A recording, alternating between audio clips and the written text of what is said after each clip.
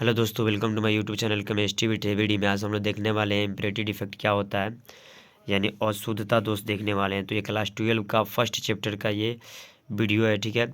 इसके पहले इसमें से इस चैप्टर से जितने भी वीडियो है रिलेटिव, वो वीडियो आपको हमारे यूट्यूब के चैनल पर मिल जाएंगे, ठीक है। चलिए वीडियो को चालू करते हैं। लिखा है ये अशुद्धता दोष, जब किसी क्रिस्टल में हम धातु या कोई धातु या कोई पदार्थ मिलाने पर उत्पन्न दोष अशुद्धता दोष कहलाता है। यानी आप जब किसी भी धातु में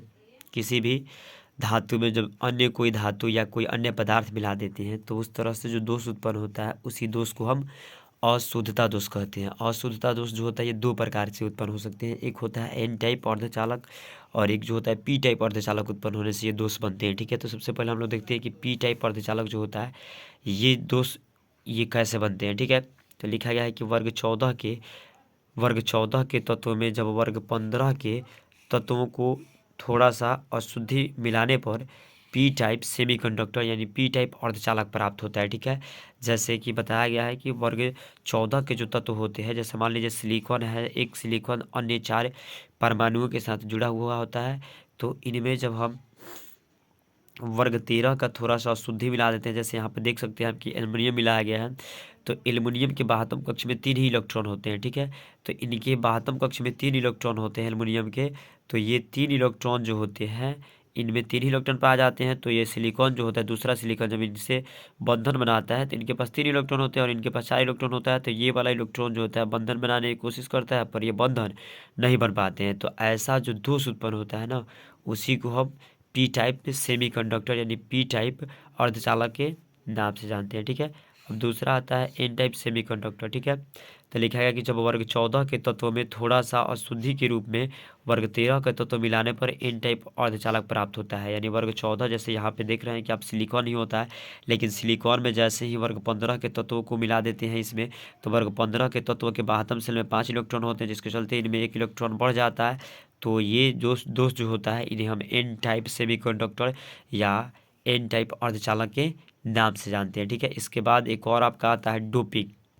देखिए उसके बाद एक और शब्द आता है कि डोपिंग किसे कहते हैं, ठीक है। तो लिखा है कि जब क्रिस्टलों में कुछ अशुद्धियों को मिलाकर दोष उत्पन्न किया जाता है तो उसे डोपिंग कहा जाता है। जैसे अभी आप देख रहे थे कि वर्ग 14 में अशुद्धि के रूप में वर्ग 13 मिला है तो एन टाइप पी टाइप बना, और वर्ग 14 में ही हम अशुद्धि के रूप में वर्ग 15 के तत्व मिलाए तो एन टाइप अर्धचालक बना। तो हम किसी तत्व में अन्य तत्वों की मिलावट करके दोष उत्पन्न करते हैं तो उस क्रिया को डोपिंग कहा जाता है, यानी अशुद्धता लाने की क्रिया डोपिंग कहलाती है, ठीक है। अब आता है कि अर्धचालक जो ये होते हैं इनका उपयोग कहाँ होता है, कैसे किया जाता है। देखिए लिखा है कि एन और पी टाइप जो अर्धचालक होते हैं इनका संयोजन कर ट्रांजिस्टर में उपयोग ट्रांजिस्टर के निर्माण में किया जाता है।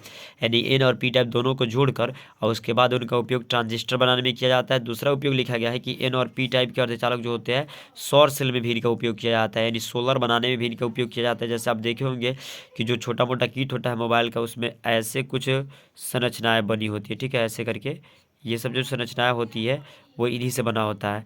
या फिर आप देखे होंगे कि ऐसा कोई पदार्थ होता है ऐसे करके, उसमें जो कीट में होता है उसे उससे वो भी जो होता है एन टाइप और पी टाइप अर्धचालकों से बना होता है, ठीक है। अब हम लोग को अगला टॉपिक देखना है कि क्रिस्टल में चुंबकीय गुण कैसे उत्पन्न होता है, क्यों उत्पन्न होता है। इसके बारे में हम लोग अगले वीडियो में देखने वाले हैं कि क्रिस्टल में चुंबकीय गुण क्यों आता है, कैसे उत्पन्न होता है, ठीक है।